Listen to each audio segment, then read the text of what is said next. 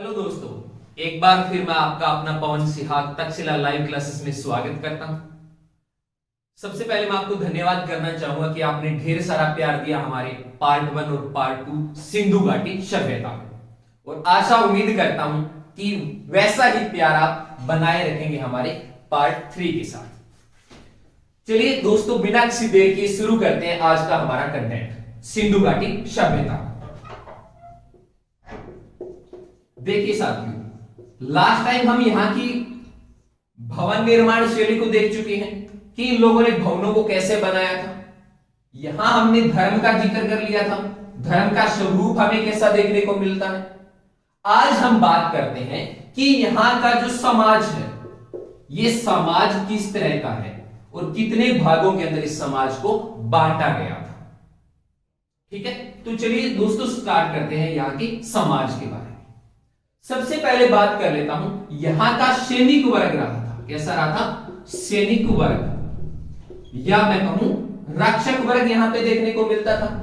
यहां किसान वर्ग था, क्योंकि अनेक ऐसे साक्ष्य मिले हैं जो ये साबित करते हैं कि यहां खेती का काम होता था, कृषि यहां पे होती थी। इसके अलावा यहां पे बात क्यों, तो हम यहां की राजनीतिक जीवन की, किसकी?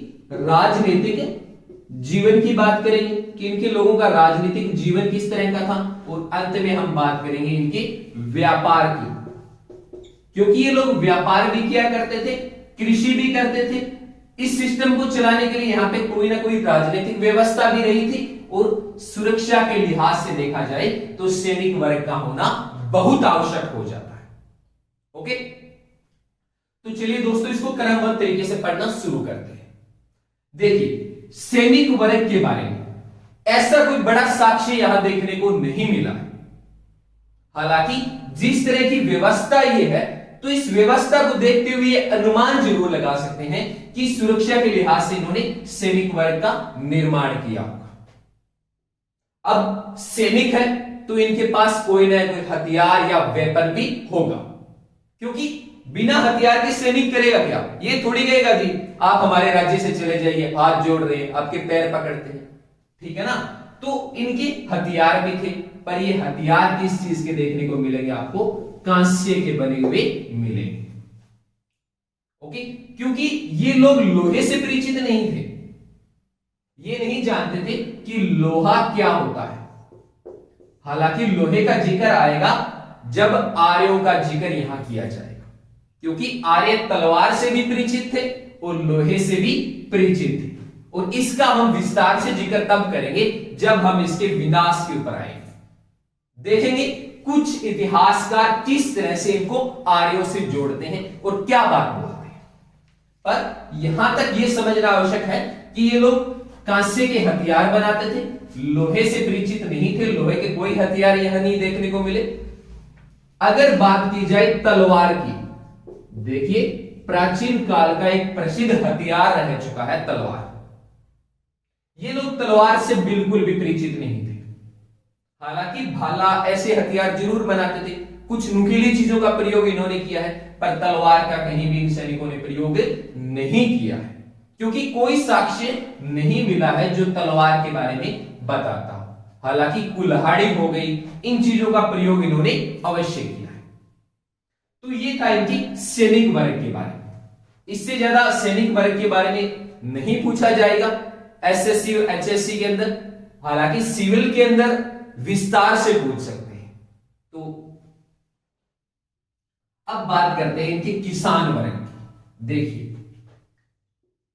एक बात मैं आपको पिछली वीडियो की बता देना चाहता हूं कि मैंने एक शब्द कहा था कि नदियों को संस्कृति का पालना कहा जाता है। कारण क्या था कि लोग नदियों के किनारे जाते थे? क्या ऐसी आवश्यकता थी कि नदियों के किनारे जाना पड़ा? कारण क्या था कि उन्हें अनाज चाहिए था, अन्न चाहिए था। अब अन्न पैदा करने के लिए क्या चाहिएगा? पानी की आवश्यकता पड़ेगी। अब पानी मुख्य रूप से कहां मिलेगा?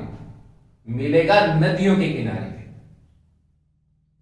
इसके अलावा उनकी डेली लाइफ में भी पानी का बहुत प्रयोग है ना, आज भी हम देखते हैं। हम अपने मानव शरीर की बात करें या पेड़ पौधों की बात करें, जो 50% से ज्यादा भाग जो होता है वो पानी का पाया जाता है। बहुत जल्द आपके सामने बायोलॉजी की वीडियोस लेके आ रहे हैं जिनके अंदर डिटेल में बताऊंगा कि किस चीज में कितना प्रतिशत पानी होता है और क्या अहमियत रखता है पानी हमारे जीवन में या हमारे शरीर में। पर अभी हम संस्कृति के लिहाज से पढ़ रहे हैं, तो अगर खेती करनी है, किसान है तो खेती करेगा। अब खेती करने के लिए चाहिए क्या? पानी की आवश्यकता है। पशु तो जरूर रखेगा, खेती करनी है तो पशुओं की आवश्यकता पड़ेगी, तो पशुओं को भी तो पानी चाहिए ना। खाना बनाना है, कपड़ा धोना है, तो ऐसे सारे कामों के लिए पानी चाहिए। तो इसीलिए इन लोगों ने क्या है, नदियों के किनारे जाना शुरू किया और ज्यादातर जो शहर खोजे गए हैं सिंधु घाटी सभ्यता या हड़प्पा सभ्यता के, वो कहां खोजे गए हैं? नदियों के किनारे पे खोजे गए। एक बार सिर्फ हाईलाइट देख रहे हैं, फिर इनको थोड़ा सा डिटेल में देखेंगे, खास करके हमारे कृषक वर्ग को और इनके व्यापारिक वर्ग को। अब बात कर लेता हूं राजनीतिक जीवन की, कि ये लोग राजनीतिक जीवन कैसा रखते हैं। तो मैं आपको पहले भी थोड़ा बताया था कि इनके राजनीतिक जीवन का पता नहीं चलता कि इनका राजनीतिक जीवन किस तरह का था, पर अनुमान यह है कि यहां पे राजनीतिक जीवन रहा होगा। किस स्वरूप का रहा होगा उसके बारे में भी ज्यादा कुछ जानकारी नहीं है। क्या यहां राजा भी था या यहां पे रानियां पद संभालती थी? देखिए, मैं विशेष रूप से कह रहा हूं रानियां पद संभालती थी। ऐसा क्यों बोल रहा हूं? ऐसा बोलने का एक कारण है। कारण क्या है कि हमें यहां पे 2 प्रतिमाएं मिली हैं और वो दोनों प्रतिमाएं किसकी है? महिलाओं की है। मतलब ये समाज कैसा था? महिला पद प्रधान था। तो महिला पद प्रधान होने के कारण हो सकता है यहां पे रानी भी राजनीतिक व्यवस्था संभालती हो। ठीक है दोस्तों, यहां तक सब समझ में आ गया? साथ ही साथ नोट करते रहिए। ओके, तो ऐसा अनुमान लगाते हैं यहां पे राजनीतिक जीवन था, पर इस बात के बारे में कोई पुख्ता हमारे पास सबूत नहीं है। क्या ये राजा चुना जाता था जैसे आज हम प्रधानमंत्री को चुनते हैं, या ये वंशानुगत होते थे, मतलब पीढ़ी दर पीढ़ी चलते थे, जैसे हम खास करके मुगल शासन काल और दिल्ली काल में देखने को मिलता है। बाबर आता है, हुमायूं आता है, अकबर आता है, तो ये क्या है? पीढ़ी दर पीढ़ी चलने वाली प्रक्रिया है ना। तो इसके बारे में ज्यादा कुछ पता नहीं चलता, पर इतना जरूर मानते हैं यह राजनीतिक जीवन है और बिना राजनीतिक जीवन इस तरह की व्यवस्था को चलाना मुमकिन नहीं है। अब बात कर लेते हैं व्यापार के ऊपर। देखिए, कृषि तो ये लोग करते ही करते थे, कृषि के अलावा निर्भर किस चीज पे थे? ये व्यापार के ऊपर निर्भर करते थे और व्यापार के लिए ये जल का प्रयोग करते थे और थल का प्रयोग करते थे। जैसा कि मैंने पहले बताया, यहां पे मिली मोहरों से, जो यहां पे मोहरे मिली हैं, उनसे इस बात का पक्का प्रमाण मिल जाता है कि इन्होंने जल और थल दोनों भागों से व्यापार किया होगा। अब इन 2 पॉइंट को समझ लेते हैं दोबारा से, एक किसान वर्ग या कृषक वर्ग को और दूसरा व्यापारी या वैश्य वर्ग को डिटेल में थोड़ा सा पढ़ते हैं। देखिए, शूद्र भी यहां पे होंगे, शूद्रों का होना भी यहां पे आवश्यक है। क्यों? क्योंकि अगर प्रशासन है, राजमहल है, बड़े बड़े महल मिले हैं, तो अनेक तरह के निम्न पद भी देखने को मिलेंगे, सफाई कर्मचारी, इस तरह की चीजें देखने को जरूर मिलेगी। तो सबसे पहले बात कर लेते हैं व्यापार की, कि व्यापार किस तरह का यहां पे हुआ करता था। देखिए, व्यापार को साबित करने के लिए सबसे बड़ा सबूत यहां सामने आता है यहां की तोल की इकाई, कि तोलने के लिए किस तरह की इकाई का प्रयोग करते थे। क्या ये ग्राम में तोलते थे, क्या ये किलो में तोलते थे, या लीटर में चीजों को मापते थे? तो इनकी तोल की इकाई देखा जाए तो 16 में देखने को मिलती है, 16, 32, इस तरह से इनके आंकड़े के ऊपर इनकी तोल की इकाई देखने को मिलती है। दूसरा क्या है कि यहां पे वस्तु विनिमय, वस्तु विनिमय का मतलब एक के पास कोई एक वस्तु है और दूसरे के पास एक वस्तु है, तो ऐसे में क्या है, ये वस्तुओं का आदान प्रदान करते थे, एक चीज के बदले में दूसरी चीज को खरीदते थे। तो इस व्यवस्था को क्या बोलते हैं, वस्तु विनिमय प्रणाली बोलते हैं। और यहां अनुमान लगाया जाता है कि ये लोग वस्तु विनिमय प्रणाली का पालन किया करते थे। जैसे आपको बाजार से कोई सामान लेके आना है, जैसे मान लिया आपको चीनी चाहिए, अब आप क्या है, पैसे नहीं लेके जाएंगे, आप गेहूं ले गए, घर में गेहूं है, अब जाके उसको कहोगे आप गेहूं रख लो और आप मेरे को बदले में क्या दे दीजिए, चीनी दे दीजिए। तो इस तरह से व्यापार हुआ करता था, जिसको वस्तु विनिमय प्रणाली का नाम देते हैं। हालांकि इसके बहुत सारे दोष भी हैं। जब हम अर्थव्यवस्था का अध्याय शुरू करेंगे, इकोनॉमिक्स पढ़ना शुरू करेंगे, तब आपको बताऊंगा कि किस तरह से ये एक अच्छी प्रणाली नहीं मानी जा सकती, खास करके आज के आधुनिक समय के अंदर। ओके, तो दो चीजों के बारे में हमने देखा, तोल की इकाई इनकी देखी और दूसरी इनकी क्या देखी, वस्तु विनिमय प्रणाली के ऊपर हमने इनका जिक्र किया। अब देखिए, ये लोग, आपको एक जगह का उदाहरण देता हूं, कालीबंगा या काली बंगन। अब काली बंगन का मतलब क्या होता है, काली चूड़ियां। अगर चूड़ियां यहां पे है तो चूड़ियां बनाने के लिए कारखाना तो होना चाहिए ना, कोई फैक्ट्री होनी चाहिए। अब फैक्ट्री बनाएगा, इनको बेचेगा, तो वह व्यापार है या नहीं। तो मतलब चूड़ियों का मिलना भी एक संकेत देता है कि ये लोग क्या है, चूड़ी जैसी चीजों को बनाते थे और उनका क्या करते थे, व्यापार करने का काम करते थे। इसके अलावा देखिए, हमें चांदी जैसी चीजें, कांसा, इन चीजों के भी प्रमाण मिले हैं। अब जब कांसा है, चांदी है, तांबा है, तो ऐसी चीजें अगर खुदाई के दौरान निकाली जा रही है, उनके अलग अलग हथियार बनाए जा रहे हैं, बर्तन बनाए जा रहे हैं, तो ऐसे में क्या है, कारखाना तो तब भी जरूरत पड़ेगी। अगर कोई कुल्हाड़ी बनानी है या बर्तन बनाने है, तो बर्तन बनाएंगे कहां पे, किसी फैक्ट्री में बनेगा ना, और फैक्ट्री में बनेगा तो वो बाहर बेचने भी जाएगा। तो ऐसे में क्या है, वहां पे व्यापार ही तो होगा। ये थोड़ी कि हर घर के अंदर एक आदमी बैठा, वो जमीन में से कुछ धातु निकालता है, उसको शुद्धिकरण करता है और उसके बाद उसके अलग अलग बर्तन, हथियार बनाता है। हर घर में तो ये काम नहीं होता ना। होता क्या है, व्यापारिक स्तर पे तो होता है। तो ये लोग व्यापार किया करते थे। ये ऐसी चीजें भी साबित कर देती हैं कि ये व्यापार से काफी परिचित थे। इसके अलावा अगर मोहर बन रही है, तो मोहर बनाने के लिए, मोहरों को बनाने के लिए भी क्या चाहिए, किसी विशेष सांचे की आवश्यकता होगी। अब ये सांचे भी तो फैक्ट्रियों में बन के आएंगे ना, तभी तो बाजार में जाएंगे ये, तभी ये दूसरे राज्यों के साथ, चाहे वो मेसोपोटामिया से व्यापार क्यों न करते हो, चाहे उनका व्यापार अफगानिस्तान से क्यों ना आ रहा हो, चाहे वो राजस्थान की खेतड़ी से व्यापार क्यों न करते हो। तो इस चीज का पता लगाने के लिए यहाँ की मोहरें भी मदद करते कि ये लोग व्यापार के बारे में कितना कुछ जानते थे। ठीक है साथियों। अब इसके अलावा क्या है, मैंने एक बात कही, जल से व्यापार करते थे। अब जल से व्यापार करने के लिए क्या चाहिए, नाव चाहिए। अब कोई तो इस नाव को बनाता होगा ना,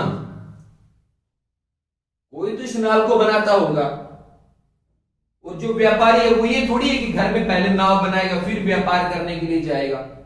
हमें पता है एक आदमी को हर काम में महारत हासिल नहीं हो सकती। नाव बनाने वाले अलग होंगे, व्यापार करने वाले अलग होंगे। तो ऐसे में क्या है, ये अनेक बातें ऐसी है जो इनके व्यापार की तरफ इशारा करती है कि ये व्यापार कैसा किया करते थे। इसके अलावा जैसे मणिकों की मैं बात कर रहा था, तो आप लोथल को देख लीजिए। लोथल को हम जब देखते हैं तो लोथल के अंदर हमें एक फैक्ट्री की या कारखाने होने के साक्ष्य मिले हैं जहां पे मणके बनाए जाते होंगे। तो इस तरह से देखा जाए तो ये एक संस्कृति ऐसी थी जो व्यापार के ऊपर भी निर्भर किया करती थी और अपनी अर्थव्यवस्था को ऊपर उठाने का काम इन्होंने किया। ओके, अब बात कर लेते हैं इनकी कृषि की, कि ये लोग कृषि किस तरह से करते थे।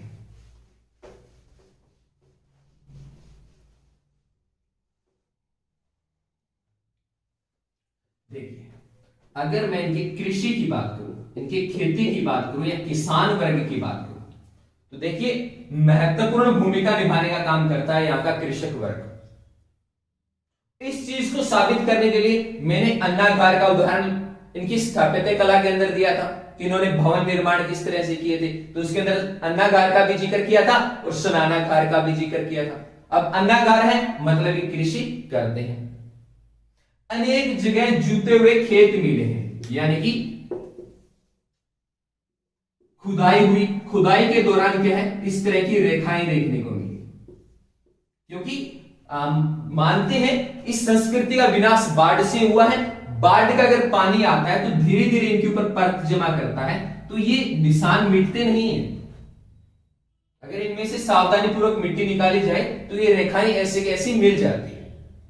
तो जूते हुए खेत किस लिए होंगे, खेती को ही तो दर्शाएंगे ना इनकी कि ये लोग खेती किया करते थे। मिट्टी का हल मिला है, क्या मिला है, मिट्टी का हल।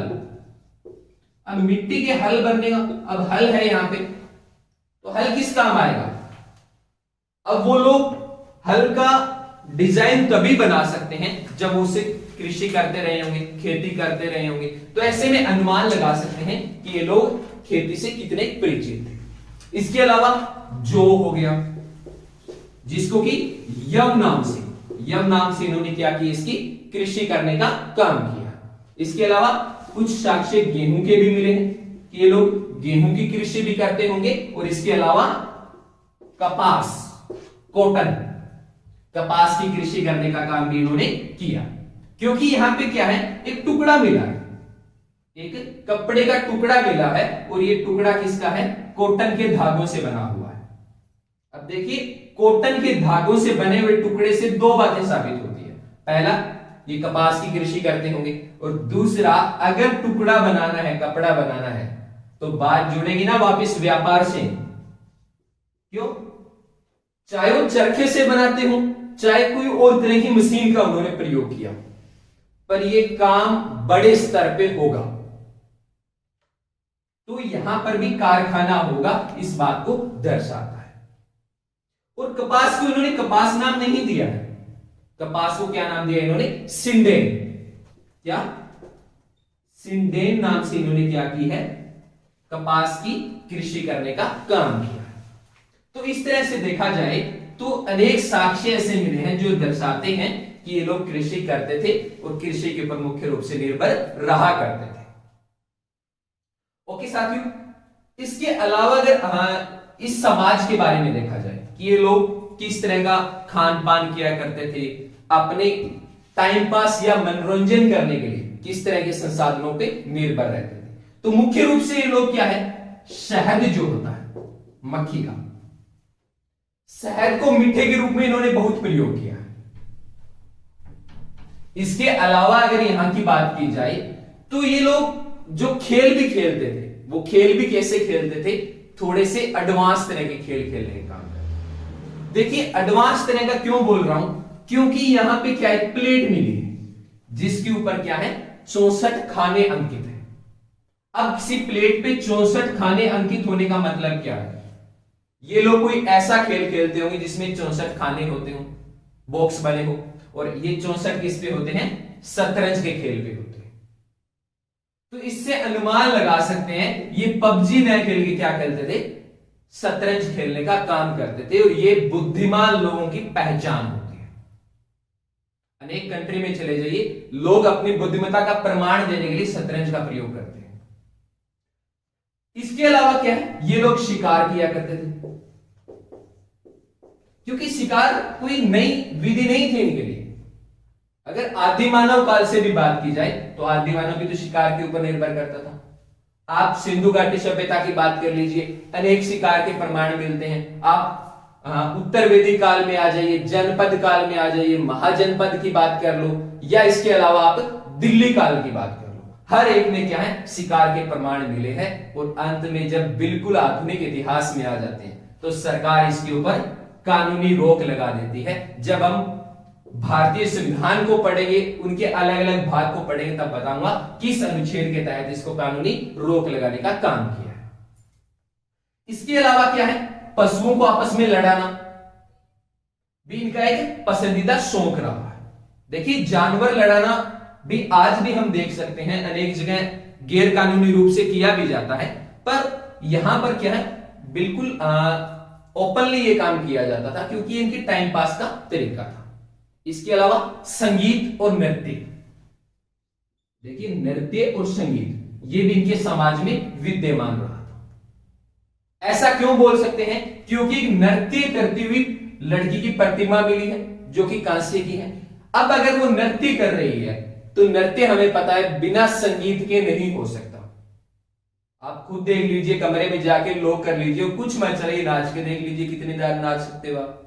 मतलब ये लोग नृत्य से परिचित थे, नृत्य करते थे और संगीत के बारे में भी जानकारी रखते थे, तो इनके समाज में ये चीज भी देखने को मिल जाती है। इसके अलावा ये मछली पकड़ने का काम भी किया करते थे, क्योंकि नदियों के किनारे रहेंगी तो वहां मछलियां पाई जाएगी। तो ऐसे में क्या है, ये शुद्ध शाकाहारी भोजन भी करते थे और मांसाहारी तरह का भोजन करने का काम भी इन्होंने किया है। तो इस तरह से इनके समाज के बारे में देखा जाए तो ये कुछ बड़ी जानकारी मिलती है। इसके अलावा क्या है, थोड़ा सा कृषि के ऊपर नजर और डाले तो ये लोग बैलगाड़ी और भैंसा गाड़ी, मुख्य रूप से बैलगाड़ी, इसके अलावा मुख्य रूप से भैंसा गाड़ी का प्रयोग किया। और गाड़ी भी कैसी, 2 और 4 पहियों वाली, क्योंकि कृषि करनी है, व्यापार करना है, सामान एक जगह से दूसरी जगह लाना पड़ेगा, ले जाना पड़ेगा, तो ऐसे में गाड़ियों की जरूरत पड़ेगी। वो 2 और 4 पहियों वाली पाई गई है, जिनको कि भैंसों की सहायता से खींचने का काम होता था। तो ये मुख्य रूप से समाज के बारे में देखने को मिलता है। चलिए अब नजर डाल लेते हैं, इस संस्कृति इतनी उन्नत थी, लोग इस तरह के घर बनाते थे, इतना अच्छा व्यापार करते थे, कृषि पे भी बहुत आधुनिक तकनीकों का इन्होंने प्रयोग किया है, तो ये संस्कृति का विनाश कैसे हो गया? तो देखिए विनाश होने की जब हम बात करते हैं तो अलग अलग इतिहासकारों में अनेक मतभेद देखने को मिलते हैं। कई सारे कारण देते हैं कि कुछ कहते हैं ये बाढ़ से संस्कृति का विनाश हुआ, कुछ इतिहासकार कहते हैं ये लोग यहां से पलायन कर गए होंगे, कुछ इतिहासकार कहते हैं यहां पे आग लग गई होगी, और ज्यादातर इतिहासकार 2 बातों पे सहमत होते हैं, एक बाढ़ वालों पे और दूसरे आर्य लोगों पे, कि आर्य लोगों ने आके इस संस्कृति का विनाश करने का काम किया। तो चलिए सबसे पहले बात कर लेते हैं आर्यों की, क्योंकि बाढ़ का जिक्र सबसे लास्ट में करेंगे, क्योंकि जिस तरह से घर दफन मिले हैं बाढ़ के होने का अनुमान ज्यादा लगाया जाता है। तो चलिए आर्यों की बात करते हैं कि आर्यों ने किस तरह से इस संस्कृति को विनाश किया होगा। तो सबसे पहले आर्यों के आने की बात करें तो आर्यों का जो मेन उदय स्थान माना जाता है वो माना जाता है कैस्पियन सागर के आसपास का। कैस्पियन सागर ये ईरान वाला जो क्षेत्र है, कहते हैं यहां पे आर्य लोग रहा करते थे। ये कैस्पियन सागर हो गया और इसके आसपास का ये क्षेत्र जहां पे आर्यों का मूल निवास रहा होगा। और कहते हैं इन आर्यों के ऊपर जो मेसोपोटामिया संस्कृति की बात करें, जो इसके समकालीन रही है, उन्होंने इन पे आक्रमण कर दिया और ये लोग क्या है, भारत क्षेत्र की तरफ या सिंध क्षेत्र की तरफ बढ़ने लगे। और इस सिंध क्षेत्र के अंदर कौन सी संस्कृति पनप रही थी? सिंधु घाटी सभ्यता पनप रही थी। तो अनुमान लगाते हैं ये आर्य यहां पे आए और आकर इन्होंने क्या किया, सिंधु घाटी सभ्यता को विनाश करने का काम किया। अब इसको भी साबित करने के लिए इतिहासकार अनेक तर्क देते हैं। तर्क क्या देते हैं? पहला तर्क